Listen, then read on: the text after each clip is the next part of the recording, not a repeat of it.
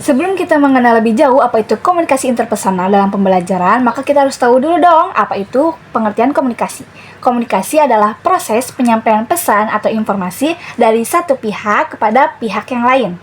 Menurut KBBI, komunikasi adalah pengiriman atau penerimaan pesan antara dua orang atau lebih, sehingga pesan tersebut dapat dipahami oleh keduanya.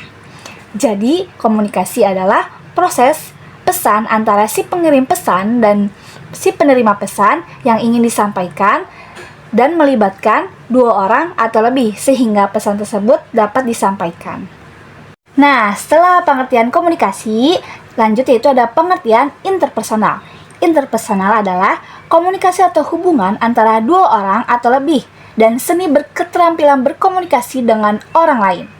Menurut Mulyana, tahun 2001, dibaca dari buku Pak Dede Supendi, interpersonal adalah reaksi orang lain dari kata-kata maupun ekspresi wajah, nonverbal, juga efek dan umpan balik yang dapat dikatakan sebagai komunikasi interpersonal juga. Jadi, komunikasi interpersonal ini melibatkan verbal dan nonverbal. Kata-kata dan ekspresi wajah atau intonasi suara juga dapat mempengaruhi adanya komunikasi interpersonal. Apa sih fungsi komunikasi interpersonal dalam pembelajaran? Saya mengambil dua fungsi, yaitu yang pertama, kemampuan guru untuk menyampaikan informasi dengan jelas dan terstruktur sehingga siswa dapat dengan mudah memahaminya.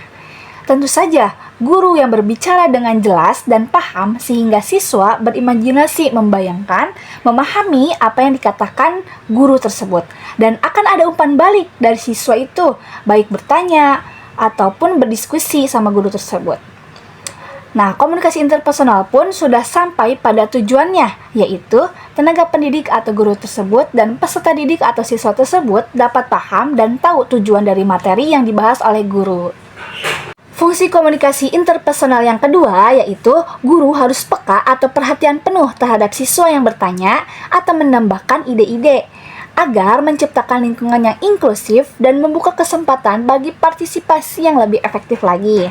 Jadi, maksudnya komunikasi interpersonal tidak hanya sekedar untuk berbicara atau menyampaikan materi dan menerima materi, tetapi guru dan murid pun harus bisa memahami, harus pinter-pinter memahami tidak satu arah, tetapi dari beberapa arah. Contohnya seperti mendengar, berbicara, dan memahami.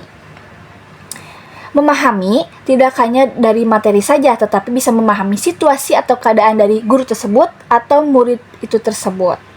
Ada pepatah yang bilang, perlakukan orang lain seperti kita ingin diperlakukan. Adapun teknik-teknik komunikasi interpersonal. Yang pertama, mendengarkan aktif. Maksudnya, berikan respon verbal seperti saya mengerti atau lanjutkan. Gunakan bahasa tubuh menganggukkan kepala, kontak mata untuk menunjukkan perhatian kita terhadap pemateri atau guru yang ada di depan. Yang kedua, bertanya terbuka. Maksudnya, ajukan pertanyaan yang tidak hanya dijawab dengan iya atau tidak.